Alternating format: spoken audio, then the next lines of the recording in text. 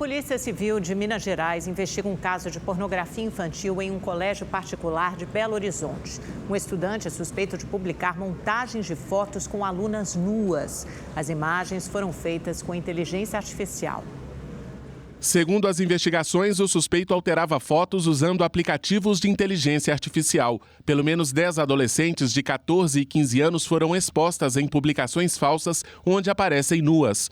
As denúncias foram feitas pelas famílias das vítimas no mês passado, mas o caso só foi divulgado hoje. Então, logo a Polícia Civil tomou conhecimento desses fatos, foi realizada a apuração através de técnicas avançadas de investigação que perpassam por esses vestígios deixados no ambiente cibernético. O suspeito é um adolescente de 15 anos que estuda no mesmo colégio das vítimas. Ele foi identificado pela Delegacia Especializada de Apuração de Ato Infracional.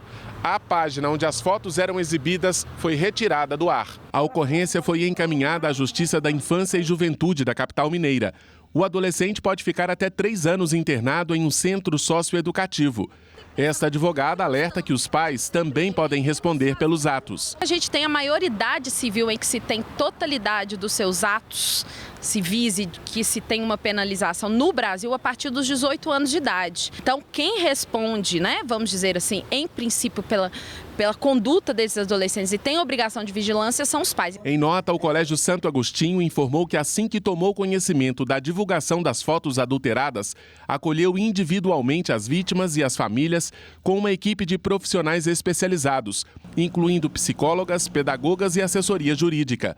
A instituição disse também que lamenta a prática de cyberbullying e segue à disposição para o diálogo. Essas meninas agora têm um processo pela frente de acompanhamento mesmo psicológico para conseguir fazer a reversão ou a própria aceitação daquilo que elas foram submetidas. A polícia de Recife também investiga a disseminação de nudes falsos de adolescentes. Cerca de 40 alunas de 13 e 14 anos de uma escola particular foram expostas por colegas em um grupo de mensagens. A unidade de ensino disse que colabora com as investigações. Em outro caso, no Rio de Janeiro, mais de 20 vítimas prestaram depoimento. A maioria estuda em um colégio particular da Barra da Tijuca. Os suspeitos são alunos da mesma instituição. Nesta mensagem encaminhada aos pais, o colégio lamentou o episódio e anunciou a aplicação de medidas disciplinares. Essas crianças estão ficando cada vez mais mal orientadas, cada vez mais soltas, Não existe uma limitação, não existe um monitoramento em relação a esse uso da internet e isso acaba facilitando o caminho que foi esse aí que a gente chegou recentemente, de uma completa falta de noção de consequências. 2 jovens foram presos no Rio de Janeiro, suspeitos de promover discursos de ódio na internet.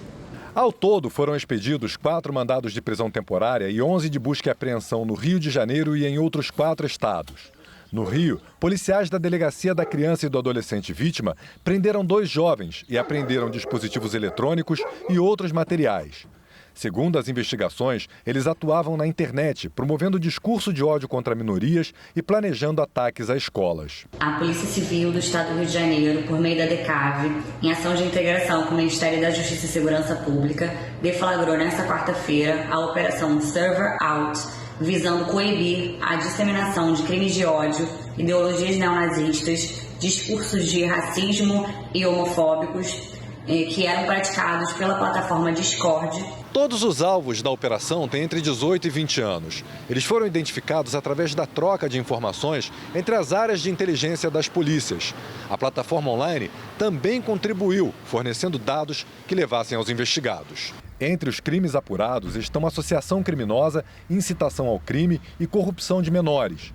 O ministro da Justiça, Flávio Dino, elogiou a integração entre os governos estaduais e federal para o combate a este tipo de crime. Ele esteve hoje no Rio de Janeiro. A ação preventiva é o certo. Ninguém vai esperar para ver, dada a alta lesividade que acontece numa creche ou numa escola, se uma pessoa com armas brancas ou armas de fogo ingressar para perpetrar crimes. O uso da plataforma Discord para promover crimes e discurso de ódio já havia sido alvo de investigação. Em julho deste ano, na Operação Dark Room 2, a polícia prendeu Pedro Ricardo Conceição da Rocha, de 19 anos, suspeito de criar um grupo para praticar estupros virtuais e induzir crianças e adolescentes à automutilação e ao suicídio. Ao ser preso, ele negou os crimes. Uma semana antes, 2 adolescentes de 14 e 17 anos, apontados como integrantes do grupo de agressores, já haviam sido apreendidos na primeira fase da operação. O Ministério da Justiça e o governo do Rio de Janeiro assinaram hoje um acordo para a criação de uma força-tarefa para combater lavagem de dinheiro do crime organizado. O acordo de cooperação técnica para a criação do Comitê Integrado de Investigação Financeira e Recuperação de Ativos, o CIFRA, prevê o compartilhamento de informações entre as forças de segurança estaduais e federais. Não é algo temporário por reuniões esporádicas, é um modelo de força-tarefa, em que haverá profissionais nossos da esfera federal, marcadamente da Polícia Federal, e profissionais da Polícia Civil interagindo com esses outros órgãos que são vitais. Secretaria de Estado da Fazenda, COAF, Receita Federal. O comitê vai investigar crimes financeiros e de lavagem de dinheiro, além de apreender bens das organizações criminosas. Os valores serão revertidos para ações de combate ao crime. A força-tarefa busca reforçar o combate às milícias, tráfico e narcomilícias que atuam no Rio de Janeiro. O comitê vai investigar e rastrear as transações financeiras, com o objetivo de descapitalizar o crime organizado. A Secretaria de Fazenda do Rio de Janeiro, pois, está levantando todos os CNPJs nessas áreas mais flagradas. Então, a ideia é que a gente faça um rastreamento, primeiro da Secretaria de Fazenda, junto no COAF, para ver quem possa ter uma disparidade no faturamento. E aí, naqueles que tiverem uma disparidade, será indicado. E eu também tinha falado que era importante CNPJs ligados a criminosos já conhecidos. Desde segunda-feira, as Forças Armadas atuam no Rio de Janeiro na operação da garantia da lei e da ordem. Os militares ocupam os acessos ao porto para impedir a chegada de armas e drogas no terminal. As ações também acontecem nos portos de Itaguaí, na região metropolitana, e de Santos, na Baixada Paulista, além dos aeroportos Tom Jobim e Guarulhos, que são de responsabilidade da Aeronáutica. Nossas ações estarão voltadas para revistas, para buscas, uma espécie de fiscalização do saguão, de maneira bastante ativa, sem interferir na fluidez do tráfego e no ir e vir dos nossos passageiros. E nós estaremos também focados na proteção de pontos sensíveis, dentro da área patrimonial do aeroporto do Galeão. Isso em parceria com a administração do aeroporto, para que nós também possamos prevenir as atuações das organizações criminosas. E uma operação da Polícia Federal fechou o cerco contra uma quadrilha responsável pelo tráfico de drogas e crimes violentos no Triângulo Mineiro e interior de São Paulo. Os policiais cumpriram 56 mandados, sendo 22 de prisão preventiva em Ribeirão Preto, no interior de São Paulo, e nas cidades mineiras de Uberaba, Uberlândia e Conceição das Alagoas. A força-tarefa contou com o apoio das polícias federal, civil e militar de Minas Gerais.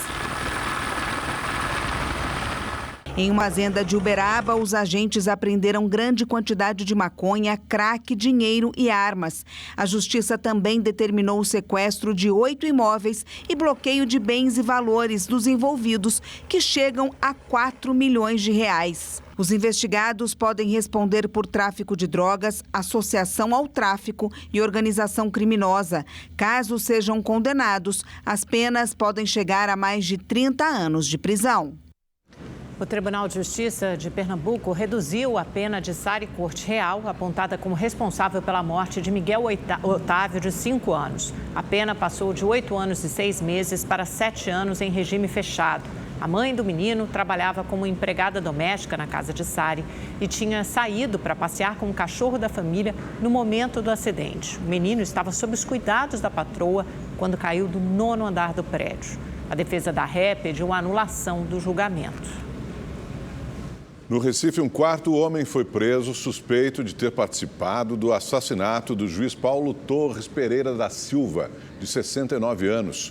O crime ocorreu no município de Jaboatão dos Guararapes na noite do dia 19 de outubro. O magistrado estava dirigindo quando um tiro o atingiu na nuca. Ele perdeu o controle do carro, que colidiu contra um muro. No final de outubro, outros 3 suspeitos já haviam sido presos. A polícia investiga a possibilidade de latrocínio. Foi enterrado hoje em São Gonçalo, na região metropolitana do Rio de Janeiro, o corpo do vereador Cici Maldonado. Ele foi assassinado na porta da própria casa depois de trocar tiros com os criminosos. De manhã, parentes do vereador estiveram no IML para liberar o corpo do parlamentar. A vida dele era se dedicar às pessoas 24 horas por dia, 7 dias da semana, no seu lazer, no seu horário de descanso, ele estava atendendo o telefone para ajudar as pessoas. Então, ele é um exemplo para todo mundo de ser humano e a gente não se conforma com o que aconteceu. Aldecir Maldonado, de 61 anos, foi morto no fim da noite de ontem na porta da casa onde morava, em São Gonçalo, na região metropolitana do Rio.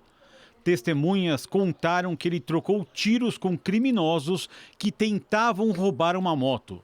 O vereador foi atingido na cabeça. Ele chegou a ser socorrido, mas não resistiu.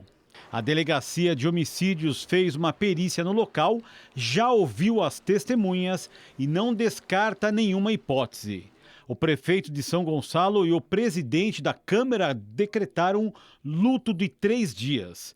Cici Maldonado, do PL, estava no primeiro mandato. Ele deixa a mulher e 3 filhas. Agora a gente só espera o papel das autoridades para saber o que houve e fazer justiça.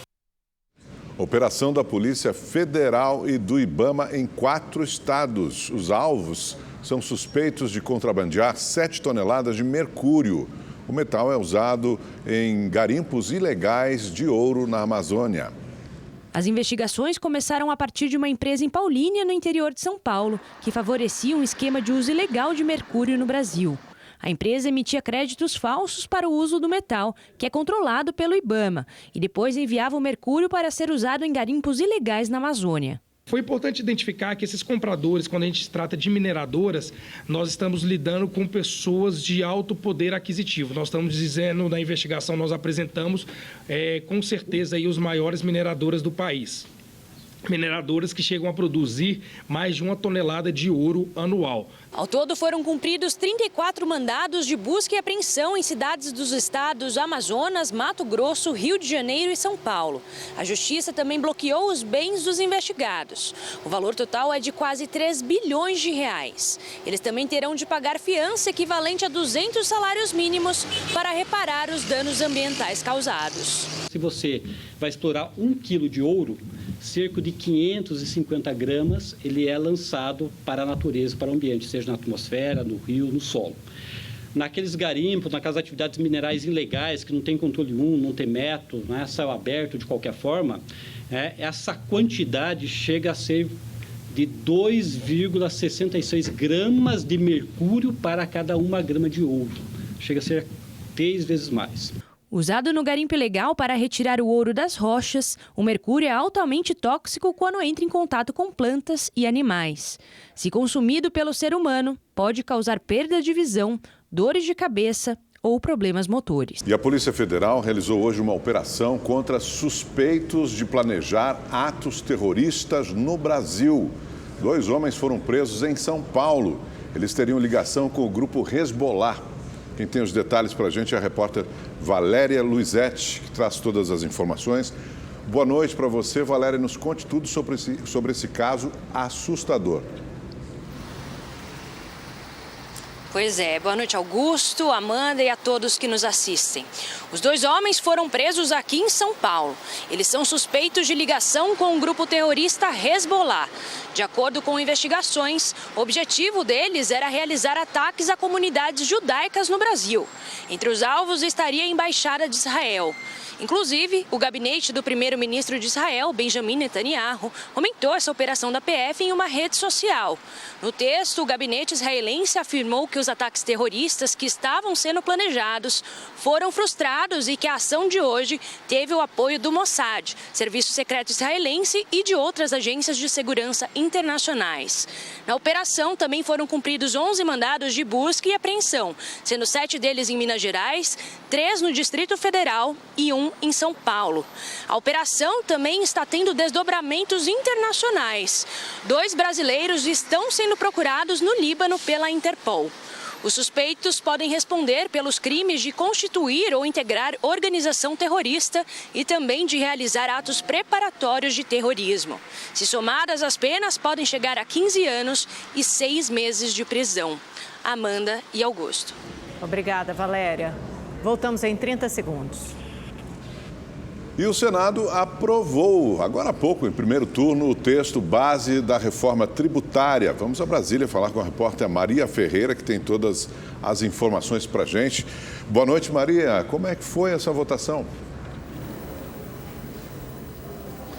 Boa noite, Augusto, Amanda e a todos que nos acompanham. Olha, foi um pouquinho apertada, mas o texto base da reforma tributária foi aprovado em primeiro turno por 53 votos a favor, né, e 24 contra. Por que eu digo apertado? Porque, por ser uma proposta de emenda à Constituição, o texto precisava de pelo menos 49 senadores votando a favor. Nesse momento, eles estão votando os destaques que são emendas em separado, que os senadores estão votando. Há expectativa de que eles votem ainda em segundo turno, mas ainda as coisas estão meio incertas por aqui.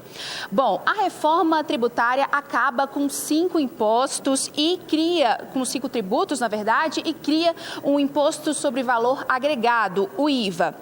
Ele vai ser dividido numa contribuição sobre bens e serviços, que vai substituir PIS, COFINS e IPI. Esses 3 impostos são federais. E também cria o Imposto sobre Bens e Serviços. O IBS, o Imposto sobre Bens e Serviços, entra no lugar do ICMS, que é estadual, e do ISS, que é municipal. Ele ainda vai ter uma gestão compartilhada, né, entre estados e municípios. Entre outros pontos, o texto da reforma também estabelece que vai haver isenções para produtos da cesta básica, transporte coletivo de passageiros e outros setores também. A redução do imposto pago por áreas como saúde, educação, bancos, partidos políticos e também sindicatos. A oposição está criticando bastante o grande número de isenções, né, que esse texto da reforma está dando a vários setores e com o possível aumento, né, da alíquota por conta dessas isenções. Mas o líder do governo no Congresso, o senador Randolph Rodrigues, rebateu essas críticas e disse que a oposição não quer uma reforma tributária. Vamos ouvir. Eu acho no mínimo hilário se defender aqui a manutenção do sistema que está. Eles querem a manutenção do 7º pior sistema tributário do mundo. Isso dito pelo FMI, isso dito pelo Banco Mundial. É esse sistema que querem manter? Um sistema complexo que desde a Constituição de 1988 foram editadas, meu caríssimo presidente Everton, mais de 460 mil normas tributárias. Um sistema que gera insegurança jurídica. E olha, se confirmada, né, a aprovação do texto em segundo turno também do relator, o senador Eduardo Braga, esses trechos que foram modificados aqui no Senado voltam para uma nova análise na Câmara dos Deputados. Ficamos aqui na expectativa. Volto com vocês. Obrigada, Maria. A economia na palma da mão dos brasileiros. Uma pesquisa feita em todo o mundo revelou que o consumidor daqui, nós brasileiros, somos os que mais pesquisamos antes de comprar um produto. E sabe qual é a principal ferramenta para fazer isso? Você já deve imaginar, né? O celular. Para a Alessandra, saber os valores do produto antes da compra já faz parte da rotina. Sempre, tem que fazer, né? A gente faz em loja para loja, a gente faz pela internet, esperando a Black agora, inclusive, né, para renovar, porque tem que pesquisar, não tem outra forma, né? Tá tudo muito caro. Pesquisa que não se resume às lojas físicas. O mercado virtual explica o fato de que o celular é a principal ferramenta de busca, segundo uma pesquisa realizada pela empresa de consultoria e auditoria PwC. Se a gente olhava no passado, né, e o consumidor ele estava muito ali restrito à conversa que você tinha, às promoções que tinham direto na loja, aquela conversa com o vendedor, hoje em dia o que a gente vê é que o cliente ele está ali com o vendedor, mas ao mesmo tempo ele está pesquisando, está vendo se o que ele está falando, não só sobre o preço, mas sobre o produto, é verdade, né, é real, e já fazendo também a sua cotação de preços, né? Principalmente em farmácia. Farmácia, pelo site, é bem mais barato do que você comprar direto no ponto de vendas. Uso, comparo o preço, faço isso o tempo todo.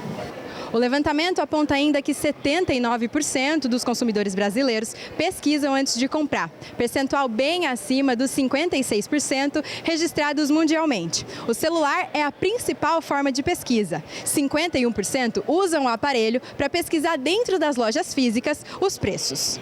Nós precisamos considerar que o consumidor brasileiro, do ponto de vista econômico, passou por determinados desafios, como questões de inflação, a questão da taxa de juros, restrição ao crédito, e com isso ele vai buscar realmente a melhor opção de preço para ele poder ter aquele produto. Às vezes você entra na primeira loja e já vai comprando. Eu não sou assim, eu gosto de andar, de procurar, porque sempre tem, você acha sempre barato, sempre assim, a mesma roupa com preço mais baratinho. Rápida pausa e já voltamos. Fique com a gente.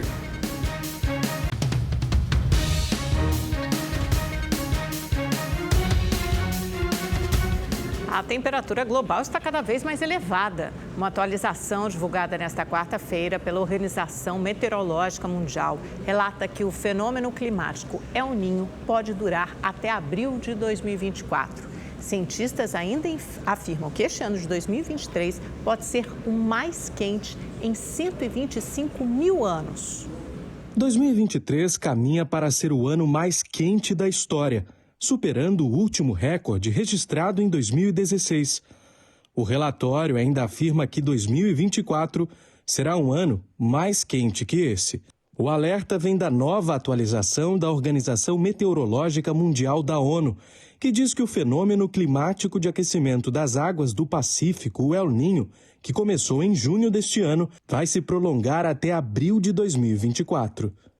Esse relatório divulgado pela ONU sobre as temperaturas mais elevadas do que o normal para 2023 e também expectativa de novos recordes em 2024 acaba refletindo a influência desse oceano e também de todos os outros, né? Grande parte do Atlântico também está com temperaturas acima da média, grande parte do Índico, grande parte, aliás, dos oceanos globais estão com aquecimento acima da média normal climatológica durante esse ano de 2023. Desde maio, os registros térmicos subiram de 0,5 grau acima da média para 1,5 grau acima da média em setembro. Mapas divulgados pela Administração Oceânica e Atmosférica Nacional dos Estados Unidos mostram a diferença do aquecimento dos oceanos em 1997 e em 2023. As imagens assustam e as consequências do El Niño também. Secas extremas, tempestades muito severas, instabilidades, extremos de forma geral podem ser mais frequentes durante esse ano de 2023 e também lá no ano de 2024. No hemisfério norte, o El Niño, combinado a outros fatores climáticos, provocou violentos dias de calor extremo. Aqui em Portugal, como em outros países da Europa, em 2023, durante o verão, os termômetros acima da média colocaram as autoridades em alerta. Espanha foi um dos países que mais sofreram. Foram 3 ondas de calor neste ano. A temperatura do solo chegou a atingir 60 graus e muitos incêndios foram registrados. Na Grécia, o calor extremo e os incêndios florestais causaram a morte de centenas de pessoas. No hemisfério sul, O fenômeno deixou o inverno atípico. No Brasil, as temperaturas máximas ultrapassaram 40 graus. Os chamados eventos extremos climáticos serão cada vez mais frequentes. O Conselho Estadual do Meio Ambiente aprovou hoje o projeto de construção da usina de dessalinização em Fortaleza. A licença prévia deve ser publicada em até 5 dias no Diário Oficial do Estado. O próximo passo é a apresentação do projeto à Superintendência do Patrimônio da União, que deve autorizar o acesso do empreendimento ao mar da Praia do Futuro. As operadoras de telefonia são contra a construção da usina, pois temem que ela cause o rompimento de cabos de fibra ótica que abastecem a internet em todo o Brasil. Já o responsável pelo projeto defende que a obra não apresenta riscos. O Ministério de Portos e Aeroportos revogou a resolução que limitava os voos com chegadas e partidas do aeroporto Santos Dumont, no Rio de Janeiro, a um raio de 400 quilômetros. A medida também proibia a conexão com aeroportos internacionais. Agora, o aeroporto não vai ter restrição de destino, mas haverá limite de até 6,5 milhões de passageiros por ano. A nova regra passa a valer em janeiro do ano que vem. E agora, direto do Espaço da Sorte na Avenida Paulista, você acompanha ao vivo o sorteio da Mais Milionária. O prêmio é de R$93 milhões. E em seguida, o Rede TV News volta com muito mais informação. Fique conosco.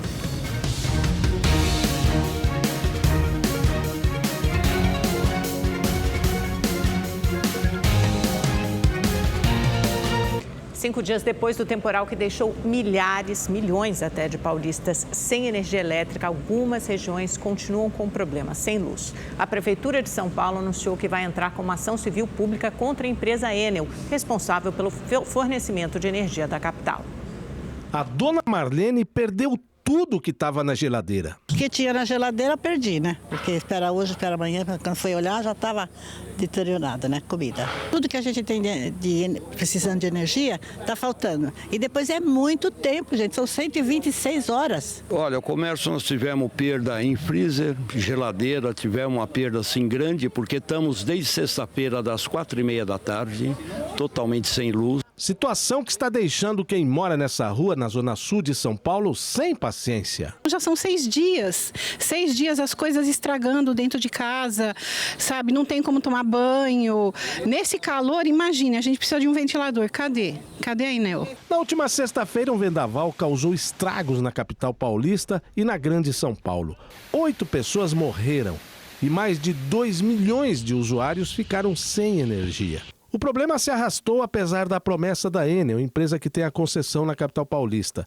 Tudo estaria normalizado até a noite de ontem, o que não aconteceu. Estamos sim sentindo a dor, estamos solidários, estamos trabalhando, pedimos desculpas por isso. 2.100.000 clientes ficaram sem energia na sexta-feira à noite.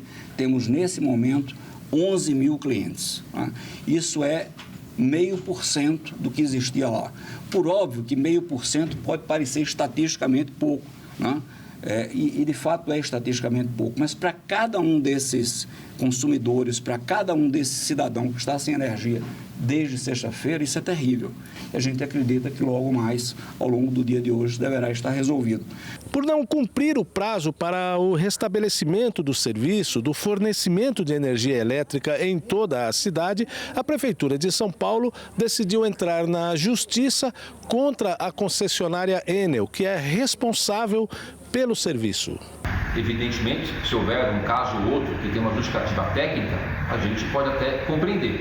Mas, de forma geral, a Prefeitura de São Paulo, se a Enel não cumprir, não aceitará e, através da Procuradoria-Geral do município, irá exercer todos os meios legais e jurídicos para uma indenização por conta do não cumprimento de um acordo feito com a cidade de São Paulo. Além disso, a Prefeitura diz que também irá notificar o PROCON e a Agência Nacional de Energia Elétrica para que medidas sejam tomadas contra a concessionária.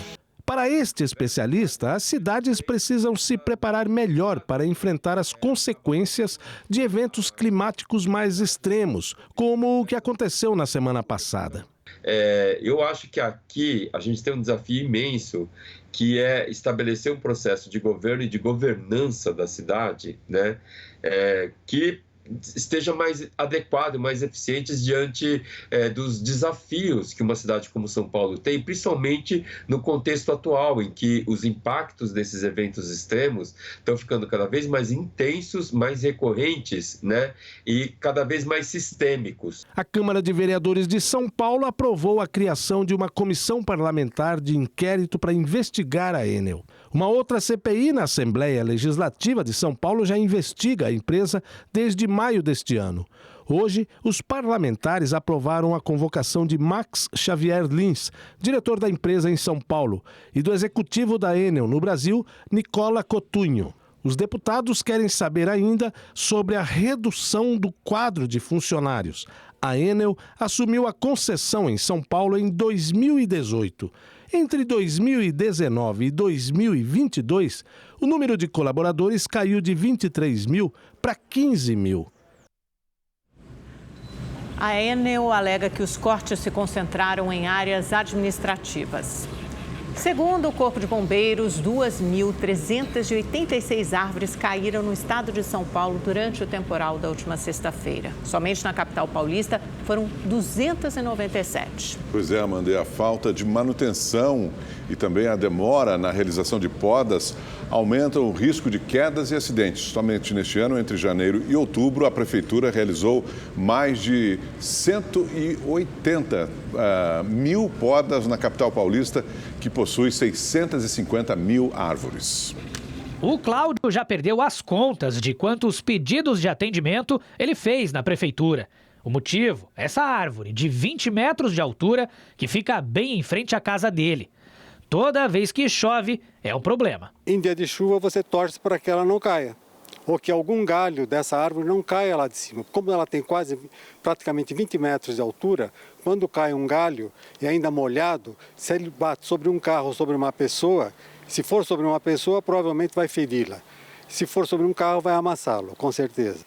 Segundo o portal da Transparência, só no terceiro trimestre deste ano, a Prefeitura de São Paulo recebeu mais de 15 mil solicitações para avaliação de poda ou remoção de árvores na capital. Uma média de um pedido a cada 8 minutos. Para esta aqui, que fica em frente à casa do Cláudio, a autorização veio em junho. No entanto, a Prefeitura disse que precisaria entrar em contato com a Enel, a companhia responsável pelo abastecimento de energia elétrica aqui da região, para que fosse feita uma retirada sincronizada. Já se passaram 4 meses e até agora nada. Enquanto isso, ele e os vizinhos vivem com medo. Com medo e apreensivo, e observando a árvore, correto? Porque caso ela comece a tombar por um lado, a gente tem que sair de casa e ir embora. A Enel afirmou que realiza apenas podas preventivas e emergenciais quando os galhos das árvores já estão muito próximos ou tocando os condutores da companhia, o que pode causar quedas de energia e acidentes com a população. E que em casos em que as árvores não estão em contato com a rede elétrica, aí são de responsabilidade da Prefeitura.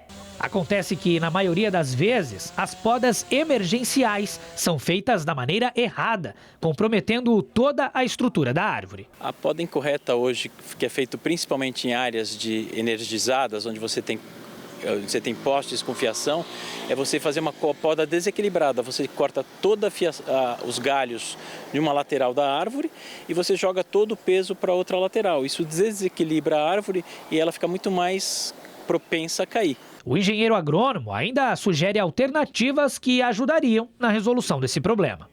Você tem árvores de porte pequeno e médio que se adaptam melhor nessas estruturas de fiação, próximas à energia, que você pode arborizar com mais consciência, com mais racionalidade, sem precisar cortar e danificar a árvore.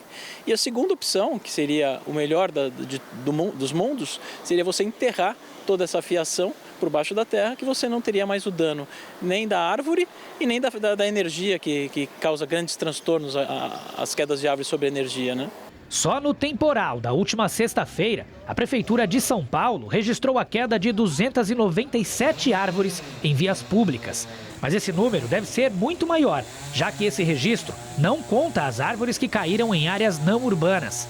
Destas 297, 51 ainda esperam a ação da Enel, que precisa desligar a rede elétrica para que seja feita a remoção. Segundo a Prefeitura de São Paulo, existem hoje quase 3.700 solicitações aguardando o atendimento da companhia. Em relação ao caso do Cláudio, que mostramos na reportagem, a Prefeitura informou que a árvore foi vistoriada e, como ela está em contato com a fiação elétrica, a Enel deve realizar o serviço de isolamento para que a poda possa ser feita em segurança. A subprefeitura da Lapa diz que já notificou a concessionária. A Enel, por sua vez, disse que o serviço deve ser realizado ainda neste mês. Voltamos em 30 segundos. Fala da previsão do tempo com o Igor Silveira, que está aqui com a gente. Boa noite, Igor. Tudo bem? Boa noite, Augusto. Os próximos dias vão ser quentes aqui no Brasil. Então, dizendo que é por causa do El Niño. É isso mesmo, Igor? Boa noite, Augusto. Boa noite, Amanda. Boa noite para você que está em casa. Olha, o El Niño é sim um dos grandes responsáveis por essa onda de calor que atinge boa parte do Brasil. Olha, aqui no mapa a gente consegue ter uma ideia onde esse calorão vai atingir a partir de amanhã, viu? Olha, é bom tomar bastante água porque ele deve durar até o dia 15 deste mês. No sudeste, as máximas continuam acima dos 30 graus, como a gente vê aqui na tela. Olha, em Belo Horizonte, 32 graus, no Rio de Janeiro, 35 graus e em Vitória, 33 graus. Em São Paulo, a máxima amanhã pode chegar na casa dos 35 graus. Então, é importante se preparar, porque vai esquentar bastante. Na sexta-feira, tem uma chuva leve e moderada e a máxima cai para 29 graus. Mas no sábado, o calorão vem com força e a máxima volta para casa dos 35 graus. Agora, no restante do país, tem previsão de chuva em partes da região norte, do centro-oeste e também do sul. Já no Nordeste, o tempo continua seco e quente e só chove em partes do litoral da Bahia. Bom, eu fico por aqui e amanhã eu trago mais informações sobre esse calorão aí que atinge todo o Brasil. Amanda, Augusto. Obrigada, Igor. Rede TV News volta em seguida. Não sai daí.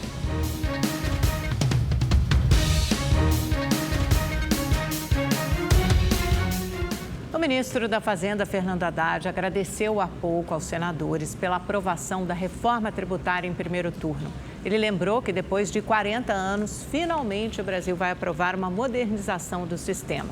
Segundo Fernando Haddad, o texto aprovado no Senado mantém a espinha dorsal da proposta, com a unificação de impostos e isenção para os mais pobres. O ministro disse ainda que as mudanças que precisam passar por uma nova votação na Câmara são pontuais e ele acredita ser possível promulgar a reforma ainda este ano. Neste momento, os senadores discutem os destaques que podem alterar o texto base. O News dessa quarta-feira também fica por aqui. Obrigado pela sua companhia. Uma ótima noite para você. Obrigada pela audiência. Nos vemos amanhã a partir das 7h20. Boa noite. Até lá.